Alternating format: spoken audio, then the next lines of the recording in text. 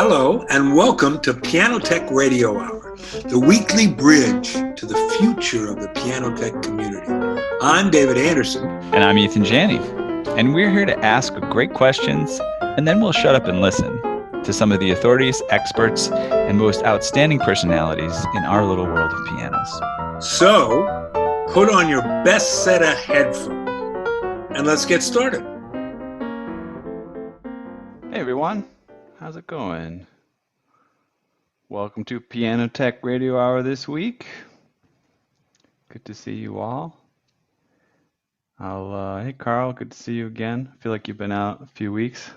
Nice. Hey Donnie, hey everyone. So I'll give a little intro this week and then we'll hit the topic at hand. And I think we can talk a little bit generally about piano. I'll call them evaluations, and I'll explain why calling them evaluations instead of appraisals in a minute. But yeah, I had some things I thought might be interesting to share. We can get some information from everyone, get some input on our thoughts and opinions. But before we dive into that kind of content, let's make sure we're streaming. Give me 1 second. And admit a few people while we continue to get started. Let's see here. This one, go. Okay, awesome. So welcome to this session of Piano Tech Radio Hour. As always, just to remind you that this is brought to you by Piano Technicians Masterclasses. Cutting-edge instruction from piano industry masters without leaving your home. We just wrapped up a large part of our September convention. It's very exciting, and you can go to pianotechniciansmasterclass.com to learn more about that and get a sense of all of the different programs and content that we're offering. Lots of cool stuff, and we're working on doing a little bit of clarification too for folks on just what all the offerings are. We realize we've got quite a bit of content at this point, and we needed to overhaul the website a little bit and make sure it's all even clear what's available. So excited to be updating that info and sending that along. We'll update you guys when that info is clarified and more concise. So what I thought we might talk about today, I'll give you a preview. I forget which week we have it lined up for, but in a few weeks, we're going to have Jonathan Cleghorn.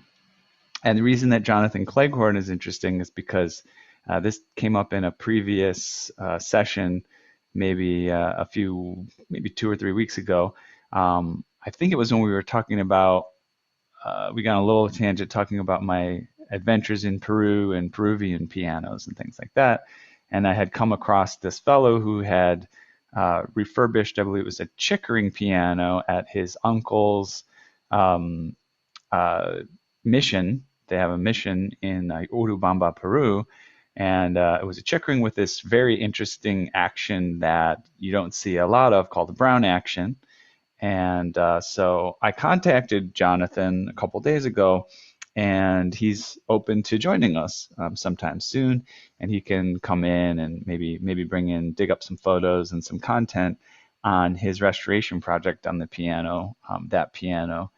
So that should be interesting, and it'll be good to reconnect with him. I have not talked with Jonathan in a few years, actually. So today, I thought it would be fun to just talk about evaluations and sort of the topic of appraisals. We had a professional appraiser, Leopold Holder, as part of our September convention, and as part of that, it was reinforced. I was kind of already aware of this.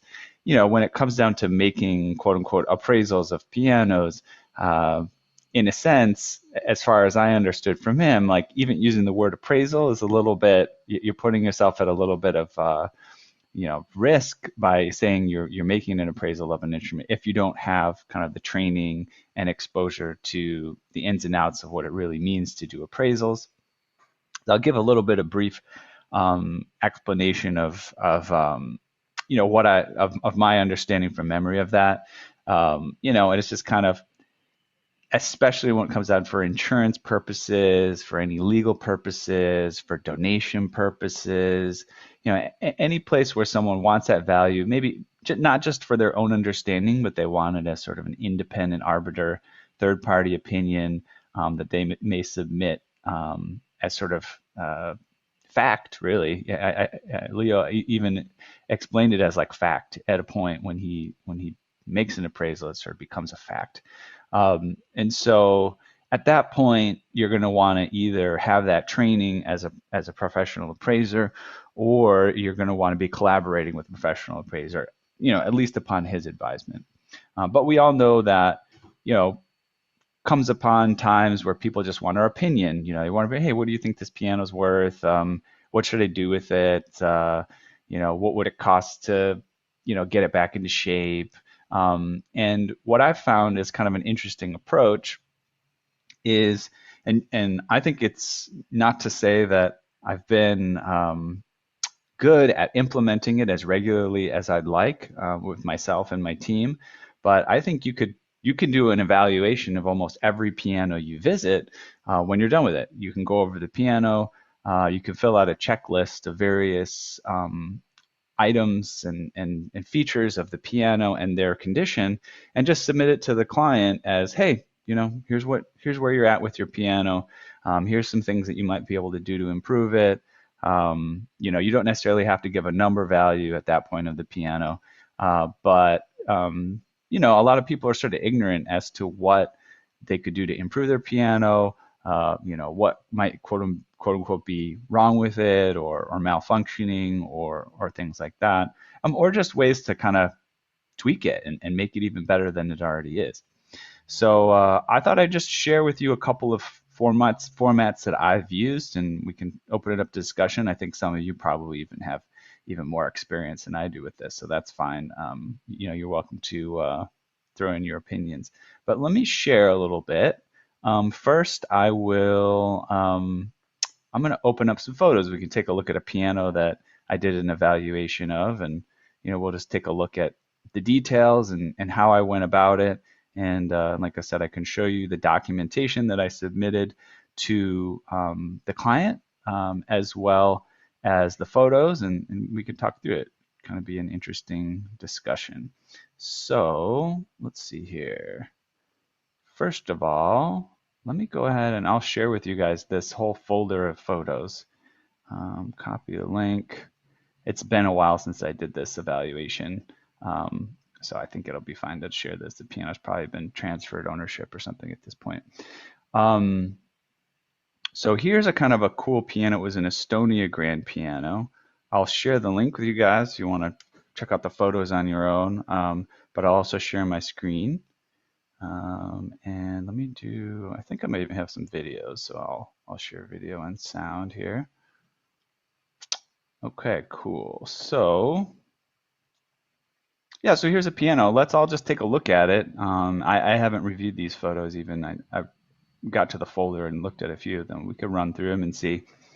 Photos I think are kind of just like a really easy way to add professionalism to anything that I'm doing. So I like to take a bunch of photos. It's pretty inexpensive. I have noticed like some people are better at taking photos than others. So if you feel like your photo taking skills could be improved, I bet you could just kind of consult with a friend who's good at it, and they might be able to give you some tips in terms of, just how to get good lighting. There's some very simple things you can do with your phone camera, but that most people aren't aware of, like ways that you can adjust the sort of contrast and brightness and the focus even, just using a phone camera. So if you're not aware of those little tweaks, those are good things you can do to improve and then make a better impression on the client. Yeah, so here's this piano, an Estonia Grand Piano. Let's just look through the photos a little bit, and then I'll show you the evaluation that I did and even share with you some of that formatting. So it's a pretty nice looking piano on the outside. And there's different facets that I want to address. And actually, maybe that's a good place to get to this Estonia. Let me just stop share real quick and I'll find the actual evaluation. Estonia.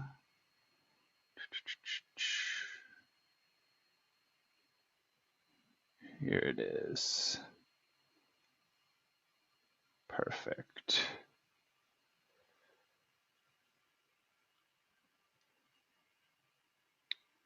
Okay, I'm actually going to screen share this evaluation first.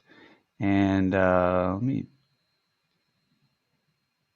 download it quickly. And at the top, I won't share the top information because that shares like the customer's name and so forth. But just to say at the top of an evaluation, I kind of list the customer's name, serial number, date of manufacture, even their address and maybe phone number just to make it clear who's interacting.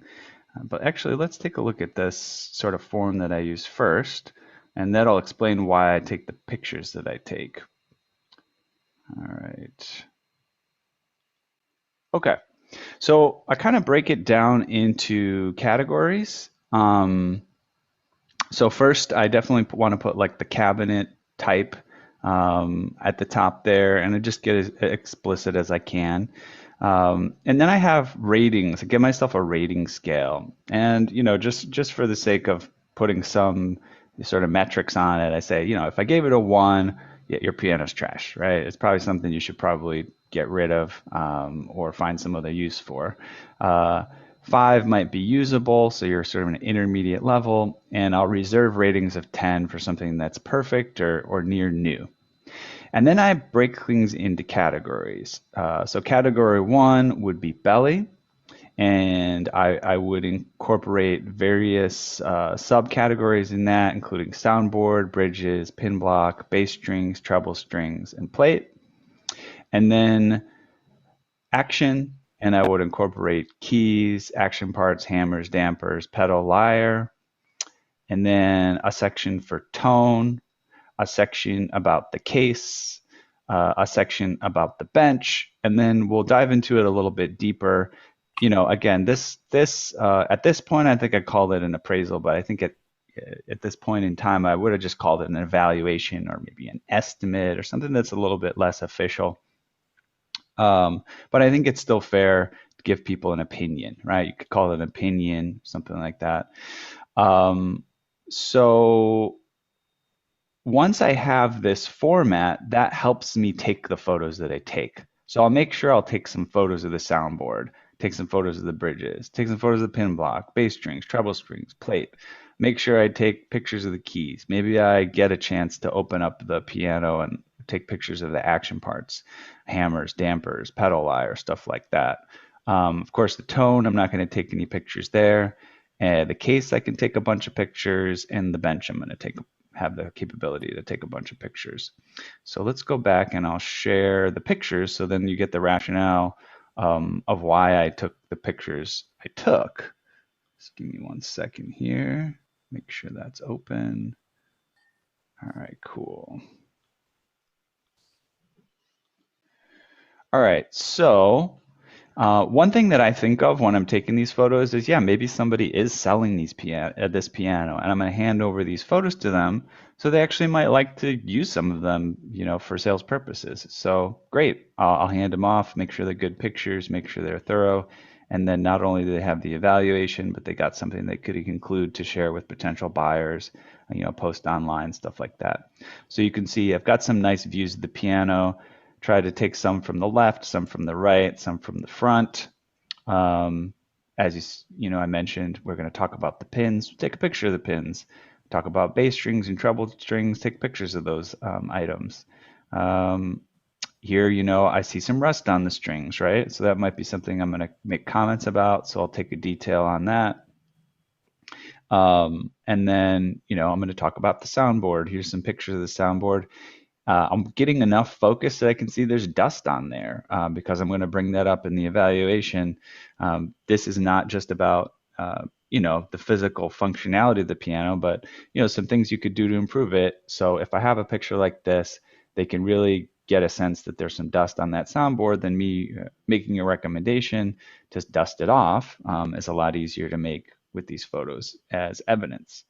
Got some treble strings, bass strings. Now we're getting to the bridges. We're looking at the bridge pins. If there were any cracks here, I could take a close-up photo of that.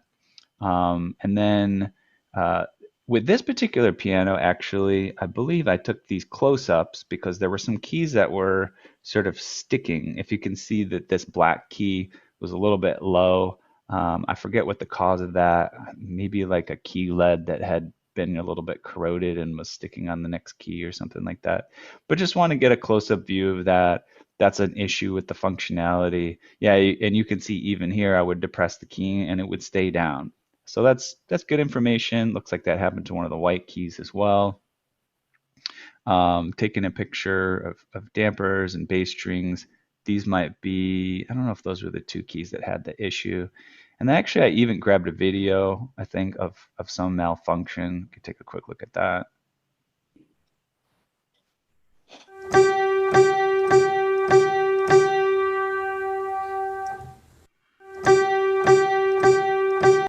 Forget whether that was the sticking of the key or if that was, getting a sense of how well in tuned it was. Here's another. This is the one with the sticking key for sure.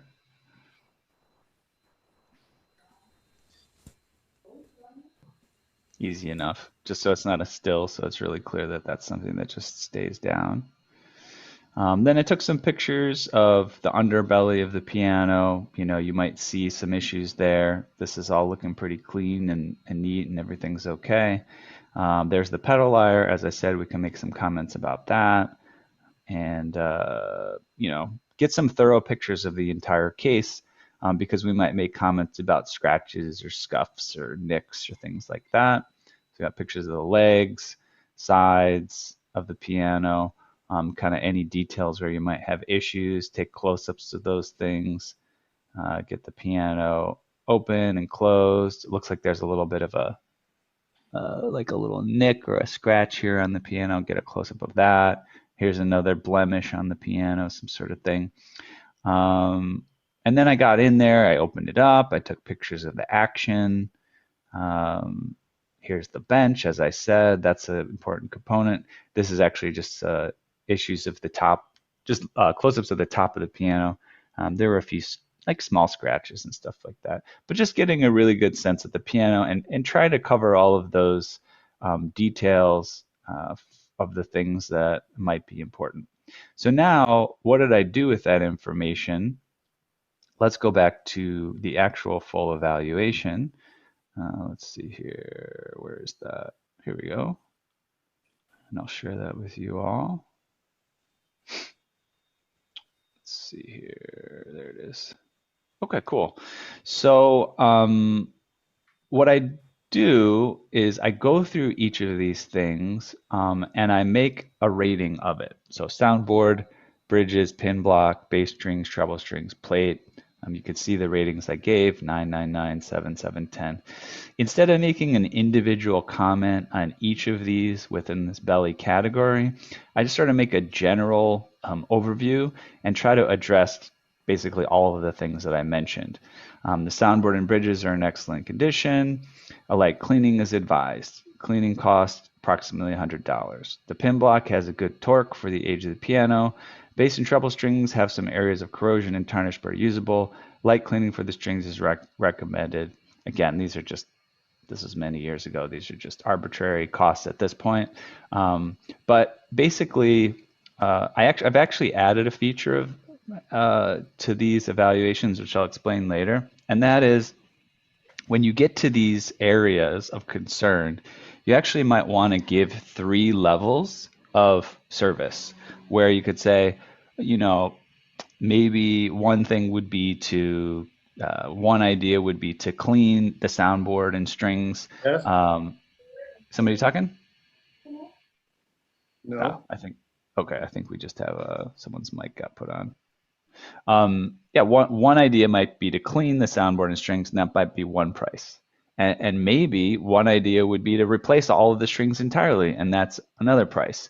And what I like to try to do is come up with like three packages. One that's like minimal stuff that they can do for minimal pricing, two that's intermediate stuff that they can do for intermediate pricing, and three, stuff that they can do that's over and above. And here's how much that would be. But then that way, people have options. If they want to go less expensive, then you've given them something, right? That you've taken care of the problem of maybe overpricing things and they don't want to do anything.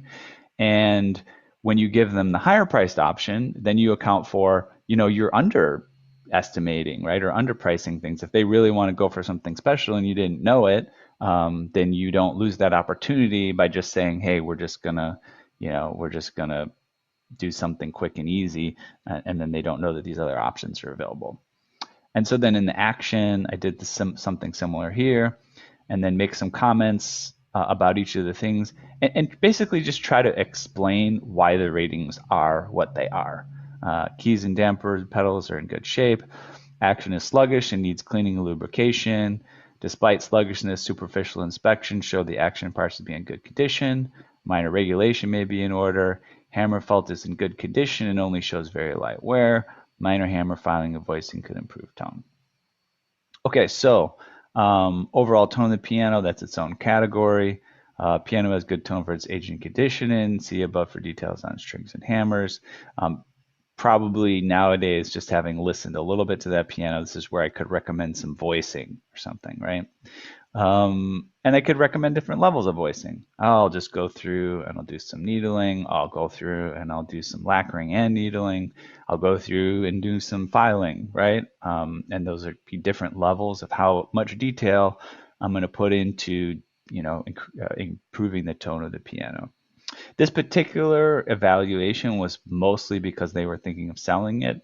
And so I didn't give so much in terms of what they might want to put into the piano. And then the case has sustained some very minor blemishes, been repaired and noticeable only upon close inspection.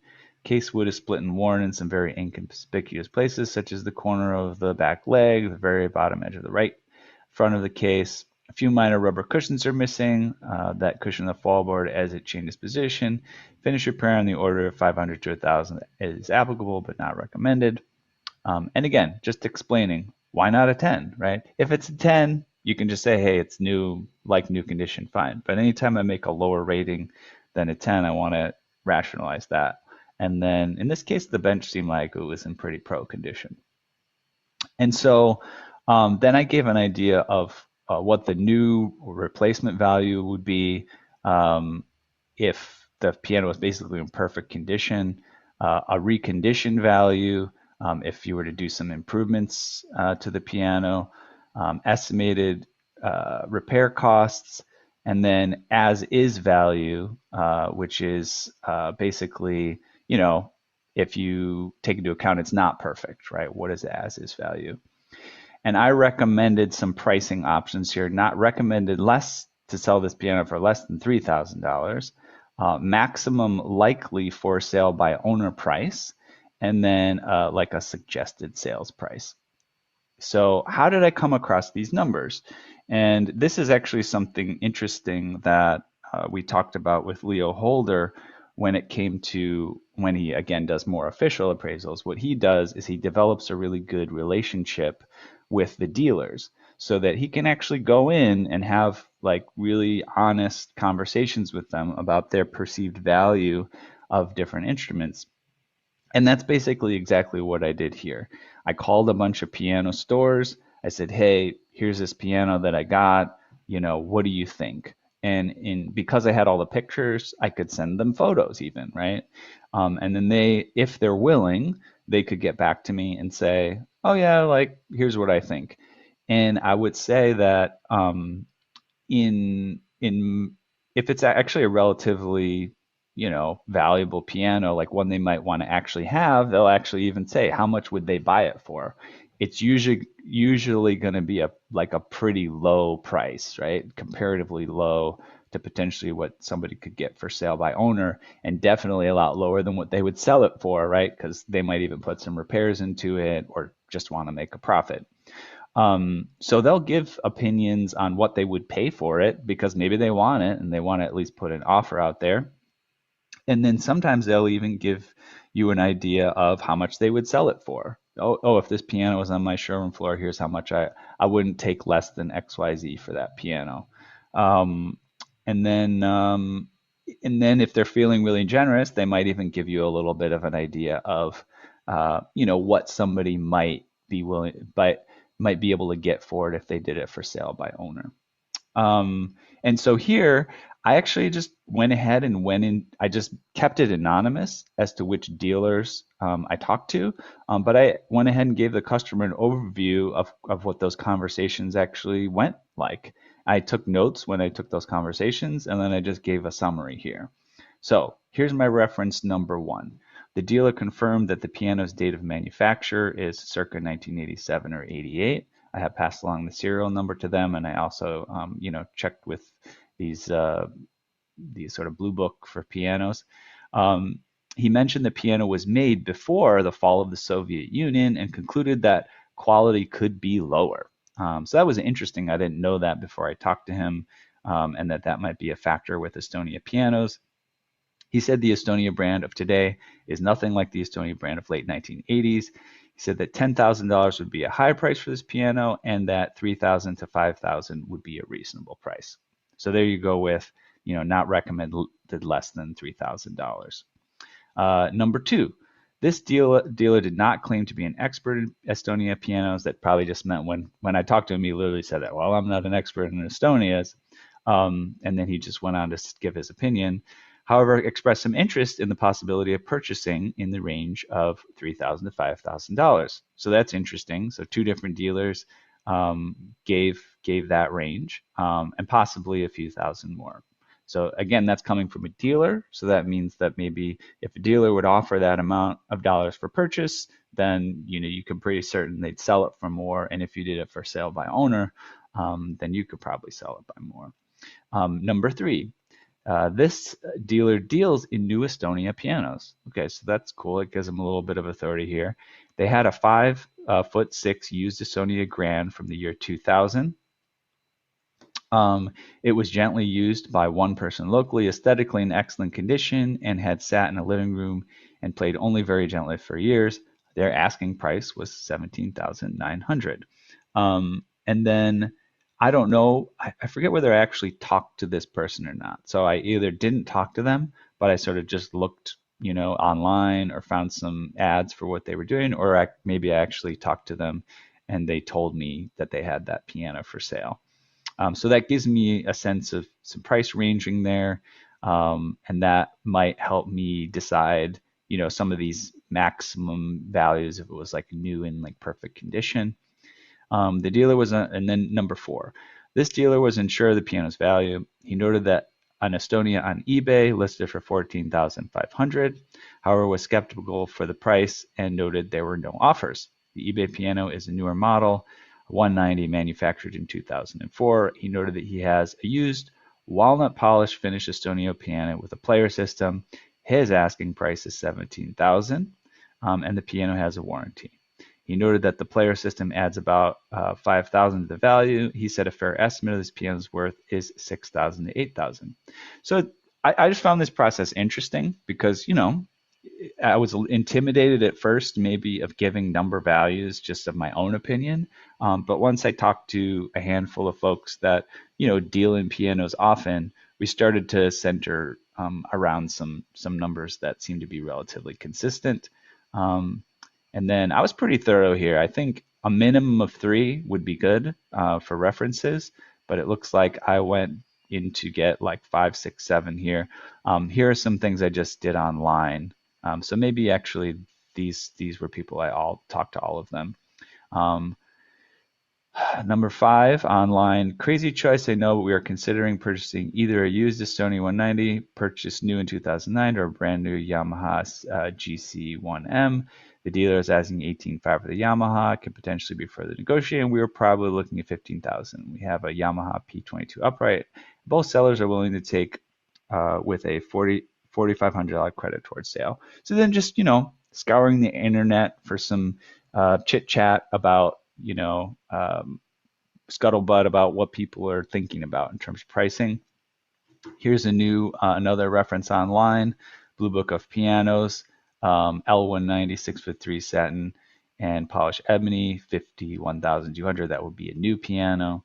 Another thing online from Wikipedia, Estonia pianos manufactured during the existence of the USSR were surprisingly strong and could demonstrate excellent stability, fast mechanic, and grand singing tones. Pianos from that period are very rare to find nowadays, almost being an extinct brand. After the fall of the Soviet Union, new pianos in the early 1990s were plagued by manufacturing defects, and those made since about 2002 have demonstrated remarkable quality and unique sweet singing tone. Additional improvements made in the years 2003 to 2005 have placed Estonia Grand Pianos in the highest or second highest tier of quality based on the ranking system of Piano Buyer, a recognized reference in the piano industry. And what I found was interesting to share that is because this piano was, would we say, it was from 1987 to 88. And so we did have that reference from one of the dealers who mentioned this issue with the fall of the Soviet Union and, was it manufactured then or not? And what's interesting is this person said new pianos in the early 1990s were plagued by manufacturing defects. And this just happens to be a little bit earlier than that. So we're kind of right on the cusp of whether that affected the quality of this piano. Yeah, and so what I did here to sort of like cover myself, right? Because what I'm trying to do here is say I'm not necessarily the expert in its value, but I think I know how to find the experts or find the people who have opinions that are important or find the information that might be useful or important for assessing its value. And in addition to sort of me giving my opinion, why don't I actually tell you how I formed that opinion? And that way, hey, you can form your own opinion, right? You can see what this person said. If you think that's a legitimate thing, if you think this Wikipedia article is useful, you can take it into account. You can't, whatever, right? Here's how I form my opinion. Just try to give people thorough information and then take it from there. And again, like I said, appraised, I'll probably say evaluated at that point. I'll definitely tell people, hey, this is not for insurance purposes. This is not for legal purposes. This is not for donation purposes. Again, because there's a lot of things that you can get into, you can get liable for saying that kind of thing. So yeah, and then let me share one more thing with you guys that might be interesting. And let me see, there was a comment. Let's see here. Susan said, my Steinway C started as a request for an evaluation by a local fraternity. That's cool. Refused the offer to offer a number value, but I made a technical inspection, took photos, made a commentary about it, and referred them to an expert. Cool. I have another thing, which actually there's probably a better format for this at this point, but you can take a look at it and reference it and implement something similar if you want. This is like a form, kind of more of like a systematized way of creating an evaluation like this. So I'll share that with you guys to take a look at together. And then maybe we can have a conversation, see if there's questions or comments about this kind of stuff.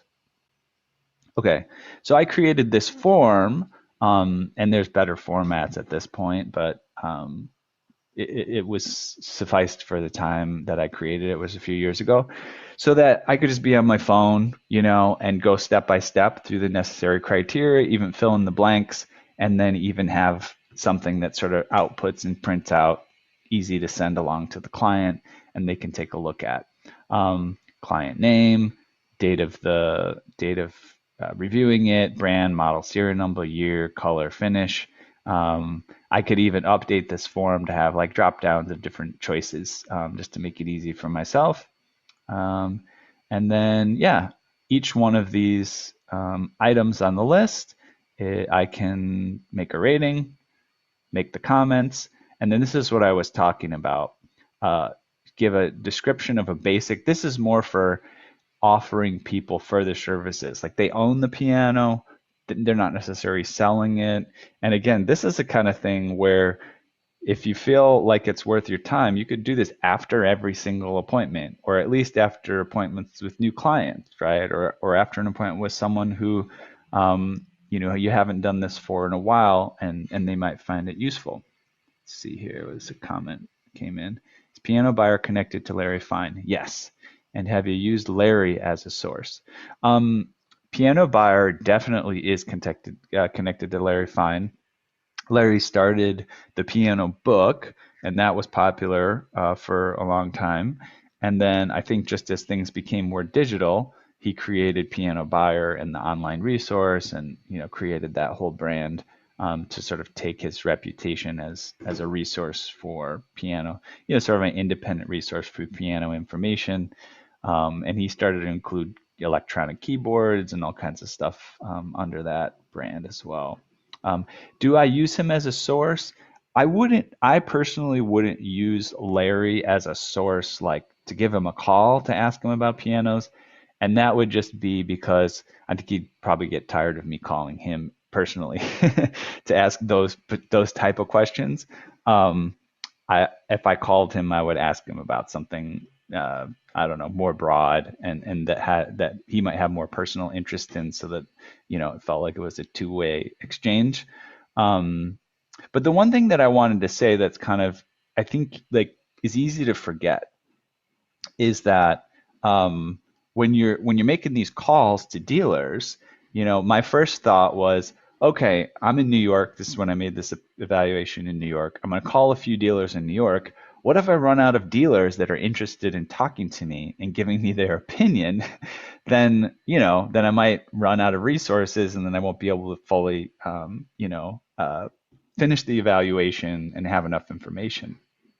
But one thing I quickly realized is that, number one, there's markets similar to New York that also have dealers in them. And yeah, I've got a phone. Like, I can call California. I can call Los Angeles. I could call, Houston. I could call Chicago. I can call a big city market that has a piano dealer. And chances are I could get at least 3 dealers to have an honest conversation with me about one piano. And they don't have to always be the owner of the store. They could be one of the showroom representatives. Let's just have a quick chat about it, if you don't mind. Again, like as Leo mentioned, you want to be building relationships with these people. You want to feel like it's a two-way street. So anything that you can offer them, to make it feel like it's not a complete waste of their time. I think especially in the markets where the pianos are located, it is an opportunity for them to have an insight into piano they might want to buy. So there is that sort of something being in it for them. Yeah, and so I could, like I said, I wouldn't call Larry Fine necessarily, but I might use his website or something. But I might call, if I'm in New York, I might call Los Angeles, Chicago, Houston, Atlanta, like a big city. And the reason I say big city is because pricing can be different in sort of like different areas. And then beyond trying to access those markets that are more similar, then I might go, if I couldn't access enough resources, and try other areas, And then it's there's so many different areas, there's so many different piano stores. They're definitely declining in numbers, but there's a ton of piano stores all over the place. And I think if you just keep calling and trying them, you'll find enough where somebody will give you an opinion that's going to be, relatively worthwhile. So, but yeah, going back to this form and how I think it could be used is, with each thing, a couple things that's cool is if you just present it to the client afterwards, after an appointment, you could either charge for it or make it like a bonus. So you could say, well, when I tune pianos, I don't just tune them, I give you a free evaluation. And then people, oh, wow, hey, that's cool. Like, a lot of people might do it in an ad hoc manner, But it's a lot different than if you have like you give them a form that you filled out that's very thorough and complete. They'll find value in that. Like I said, you could either charge for it, um, offer it as like an add-on, or offer it as something that's included, so that, they feel like they're getting more value out of the appointment and they can understand their instrument better. But then at that point, it gives you an opportunity to sort of have a neutral way of pitching them on further work that they might be interested in. So again, it's not like a pitch. It's just like, well, if you wanted to do X, Y, Z, here's all your different options, things that could improve the piano. So you just rate these different categories, and it helps you stimulate your thought about things that you could do, to to to help make their piano cooler, make it sound better, all these type of things, improve the piano. So this is to sort of like stimulate my creativity. What are some basic things we could do to improve things? What are some mid-level? What are some top level? And often the basic things are maybe just cleaning, right? Or like lubrication or stuff like that. And then you get into things that are more complicated. So I just, like I said, create all these different categories, created a rating, create a place to put notes, put a small, like a basic, mid-level, and top-level cost estimate, and then a description of each of those to say like what exactly is going on. And then what's cool then, I think with this particular form, I made it, and this looks way more complicated. Like I said, I'd probably redo this if I did a newer version, is that now with all these estimates, like let's say I do 10 and 20 and 30 here, and I did 5, 10, and 15 here. I think I had it so that they would show up. Yeah, they show up down here as well, and then it even adds it up. So that's kind of cool, right? So now I have packages for them, Oh, here's your low level package. We're going to do some lubrication, we're going to do some cleaning, and, we'll leave it at that. Here's your mid-level package. Oh, we're going to do some voicing, we're going to do some deeper cleaning, right? Something like that. And here's your top package. Oh, I'm actually going to send these keys out and have them recovered, and, I'm going to rebush things and all this stuff. And the cool thing about this, you give them 3 simple options, so it's an easy choice. But if for whatever reason they wanted to, do some things and not others, you have a very easy way for them to do like an a la carte. Oh, okay, so I only want you to, improve the, the hammer, the sort of tone of that. I only want the voicing. I don't want any other stuff that you said. Okay, cool. We had a price for that. We can give that to you individually. Yep. And then my name, or whoever evaluated it. Again, taking those photos is really cool. Just put them in a Google folder like I did, and shoot them a link. And then this particular form, I just put in.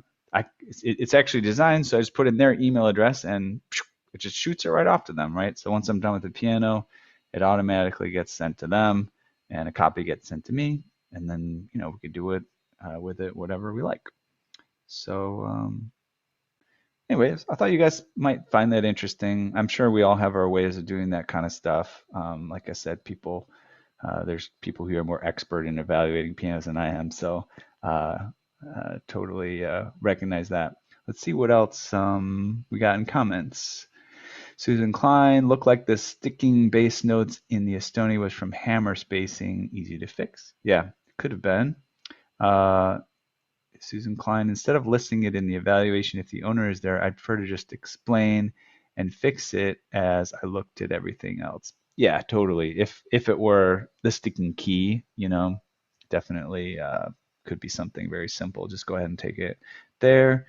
Donnie said, it looked professional and is easy to read, and with way more information than trying to recreate after you're away from the piano. Nice. And yes, cool. Yeah, I think that was the idea in creating this, is just to make it something where I have some guidelines so I can always do the same thing when I visit the piano, and I don't have to like make it up from scratch each time I would do it. Anyways, anybody have experience doing this kind of stuff? What are your thoughts? Would you use a system like this? Does it seem overly complicated?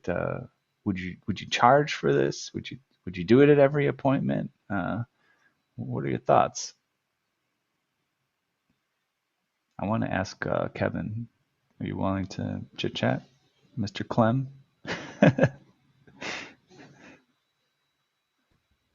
Sure, yeah. Yeah. Yeah, I've actually just started giving um, just kind of a ballpark number at Valuations. I work for a piano store for floor tunings and then also a in-home place as well. So yeah, I definitely don't not an expert at selling pianos, but I like your system. It is a little too many pages for me. Right. I like to probably have things on either one or two pages. Um, but yeah, it's very thorough, especially if you're, let me see, if you're trying to make notes for yourself for the future, basically. Yeah. For the future, it's also nice. Definitely. That's a good observation. Yeah. I think the one thing that I find helpful is just uh, like just having a system at all for anything helps it feel more valuable to people, and it's just easier to do. But I think that's part of the sort of level of complexity that I introduced in that to kind of make it really clear that we've got something of value to deliver to folks. But yeah, I have folks on my team who uh, we can't get them to fill it out. It just it could be like take a long time. It doesn't feel like it's quick and easy enough. No matter how automated I try to make it. So it's definitely something that can seem like too much. Carl, what did you have to say? Well, that's way more than I normally would do. But what comes up for me is people need to sell the piano or want to sell the piano, and they ask. And I do basically what you do. I do an internet search and I look up pianos like that. Or I have a couple of dealers that I call and that I work with, and I basically tell them about the piano, give them my evaluation, and say, "What would you pay for it?" And I find that, and because I find that most people have wildly inflated views of what their Oh piano yeah, is worth. And right, so what I basically say to them, look, if you need to sell the piano, a dealer is willing to pay $3,000 to $5,000 for your piano.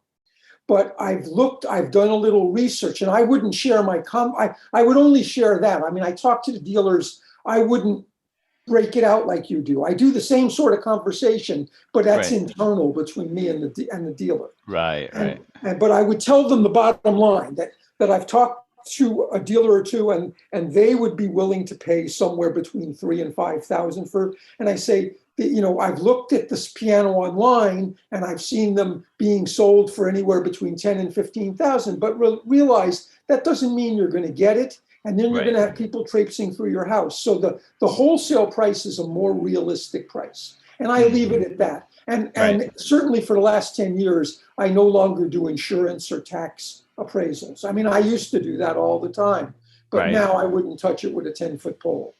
Right, right. Yeah, I mean, again, from that conversation with Leo, it's like there's a certain range, right, where I think just like the average tech, and if as also just because people probably aren't willing to pay, you got to pay to have those level of evaluation. So, you know, um, the average tech can do probably some of this stuff within a lower range of value of piano, but make sure you're not involved in like a, some kind of divorce case or some special, $1 million donation or whatever. Like, just let this try to keep it simple.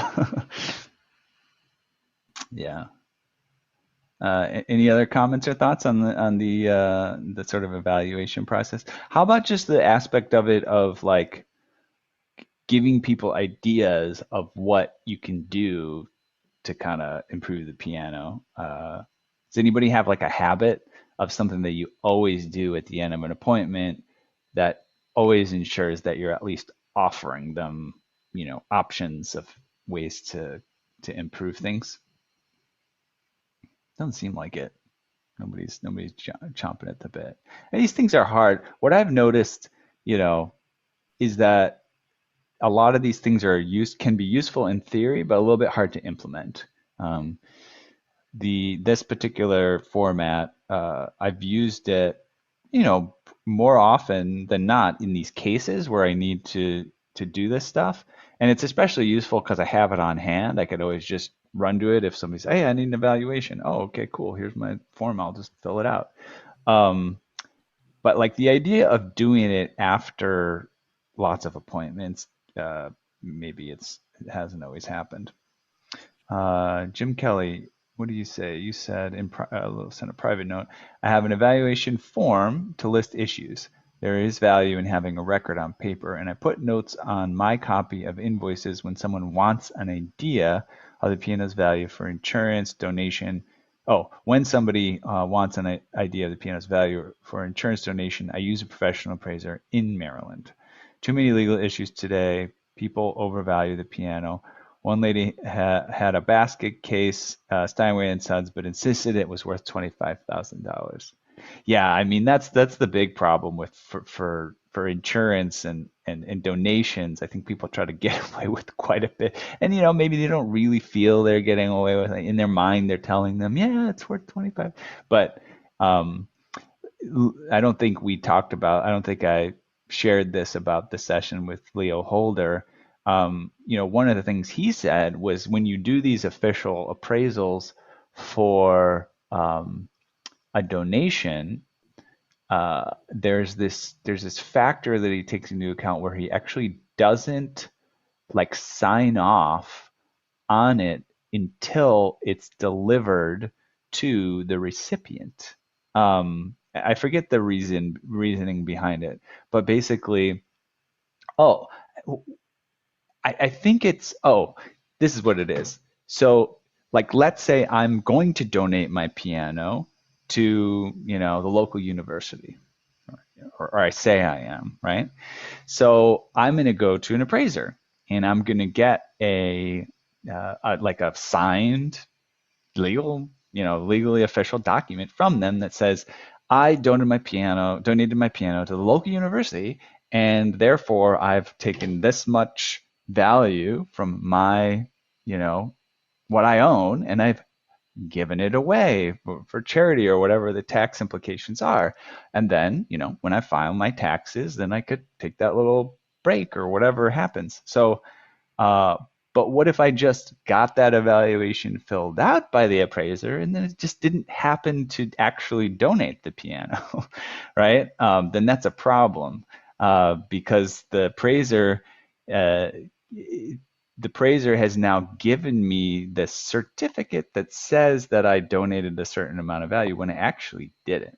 So that was one issue that he said had come up. Like he always has to make sure that it's been received before filling out those donation things, because you don't want to get caught where somebody actually didn't donate it. They just wanted a document to try to get a tax break. Let's see what else we got. Donnie said, I found using the Garrett labor guide useful for my own time management. Well, that's interesting. I'm not familiar with that. What's the Garrett labor guide? Is that independent of piano technicians, or is that like a universal thing? I want to look it up here. Garrett labor guide.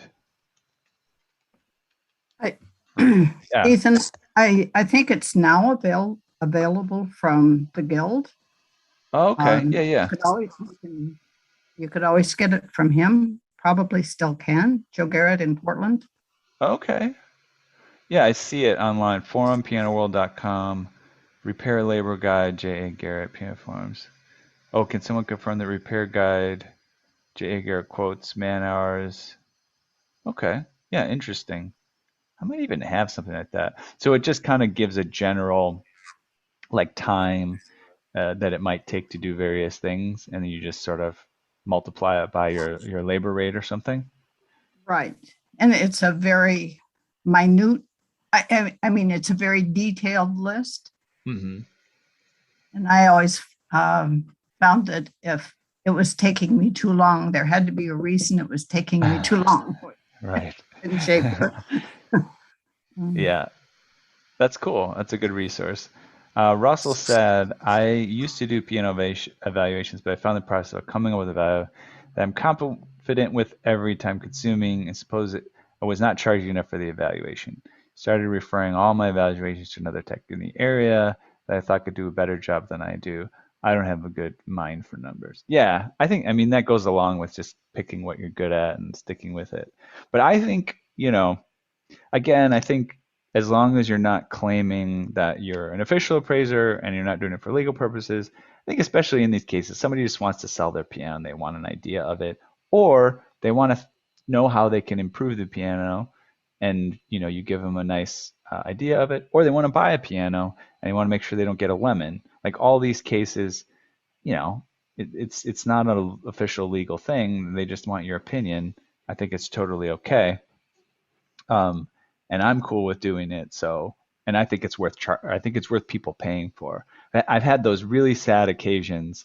It's only happened a handful of times. Oh, I showed up at the resale shop. It's always the resale shop because resale shops know nothing about pianos. They get the piano there. They put a price tag of a few $100 on it. Oh, it's only a few $100. Incredible, And it's only they'll drop it off for only a few hundred more. No returns or exchanges, right? And then it gets to the person's house and it's literally falling apart. And then they call me and I get there and I just go, I'm not going to charge you for this visit because I feel so sorry for you. You've already lost enough money, and I'm sorry to tell you, but you're going to have to pay someone to move this out of here. Those are sad. And so it's definitely worthwhile when somebody's shopping for a piano to say, okay, I'm your guy or gal. Send me out to a few pianos. I'll charge you XYZ. I'll create, they probably don't need more than 1 to 3 of these type of evaluations, but say I'll give you a little package. I'll do 1 to 3 of these little evaluations on the pianos you're interested in, and I guarantee you could save yourself, $1,000 because you might have just get a piece of crap that you got to trash or something. So I think they're worth charging for, would put it that way. All right, what else do we got? Jim Kelly said, always worth recommending things to the client. I have sold lots of string covers and damp chasers after showing damages and explaining how humidity needs to be controlled. Also take time to explain regulation needs. The BTG technical bulletins that explain pitch raises, regulation, voicing are great. Handouts to give clients. John Ross says, evaluation is professionally detailed. Customers are open to suggestions with time and trust. Honest initial suggestions are important and can begin a trusting relationship. Deadlines for repairs and regulations are important. That's true to list on paper so customers know a year or more from the appointment that prices will change. Yeah, that's important. That's a good point. I also found it just useful to start doing this. As you can see, as I said, there were things that I put prices on. That thing that I shared you with, I think that could have been from 5 or 10 years ago. I don't know. That nowadays it'd be like, woo, number one, I know more what I need to do that thing. And that I would charge a lot more for it, be it like regulation or something like that. Oh gosh, it's going to take a lot more time and I need to invest more into that, stuff like that. So I think that's, but I guess my point is, by trying this and at least coming up with numbers and thinking through it, you start to get a handle on things that you do. What are the cost of things? What if I outsource it? What do I want to do this? Don't I want to do this? Just, I think it's like a good mental practice to get used to thinking about the pricing of things and what's fair. So, okay, cool. Well, I hope that was useful, folks. I had fun. I hope you did. And it's good to see you again. So I don't think it's next week. I think it's a couple weeks from now. We'll have somebody else come in next week. But yeah, I'm excited to have Jonathan Cleghorn come in. I talked to him, and I think you guys will find that Brown action kind of interesting. It's an interesting case, and also just an interesting piano story of that piano in Urubamba, Peru. All right. Well, that's all for today. Thanks again for joining us. We'll see you next time. Bye-bye.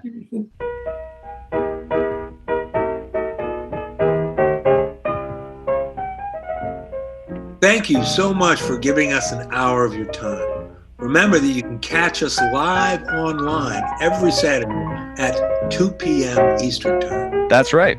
Go to pianotechradio.com to register so you can interact live and ask questions of our guests. See you next week.